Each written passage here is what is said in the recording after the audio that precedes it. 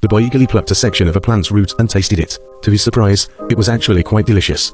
Then, he tried the grass on the ground, and once again, it was surprisingly tasty. The entire forest seemed like it was made of food. He cautiously ventured deeper into the island, but suddenly, there was a loud noise. Looking closely, he saw countless meerkats standing around a pond. They noticed the boy as well and looked up at the large figure before them. However, they didn't attack, and the boy wasn't interested in them either. He just wanted to take a nice, relaxing bath. After chasing the meerkats away, he jumped into the pond without hesitation. When he was done bathing and preparing to rest, he saw that the tiger, which had come with him to the island, had arrived. It considered the meerkats a delicious meal. Strangely, the meerkats didn't resist at all in the face of a predator. However, not long after, the meerkat group suddenly scattered in all directions, which confused the boy. Even the tiger hurriedly ran back to the boat. Before long, the trees were covered with meerkats. At that moment, the pond suddenly emitted a dazzling light, and many dead fish floated up. What was even stranger was that the fish appeared to have been gnawed on by something, their skeletons exposed in an eerie manner. The boy didn't understand what this meant, but the tiger sat quietly on the boat. It was clear that the tiger sensed something terrifying on the island.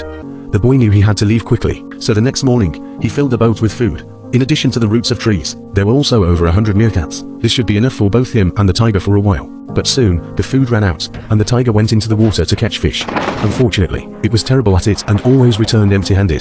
The boy found it amusing, but luckily, there was a fishing net on the boat. He placed some food scraps inside, and soon, a fish bit the hook. However, the fish was so large that the boy could barely control it by himself. He had no choice but to use a nearby hammer to strike the fish on the head. Then he cried, telling the fish that he didn't mean to do it, but it was necessary for survival.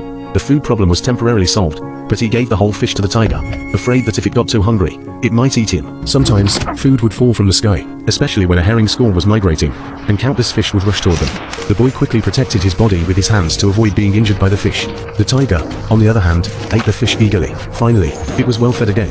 It's unclear how long they had been drifting at sea, but eventually, the boy and the tiger saw land. After pulling the boat ashore, the tiger got off the boat, thin and emaciated. It stretched lazily before walking into the forest, without a glance back. The boy hoped the tiger would at least stop and look at him. But after waiting for a long time, the tiger remained fixated on the forest. Hours later, some passing fishermen found him. The boy cried like a child, for his companion of many days, the tiger, had left him.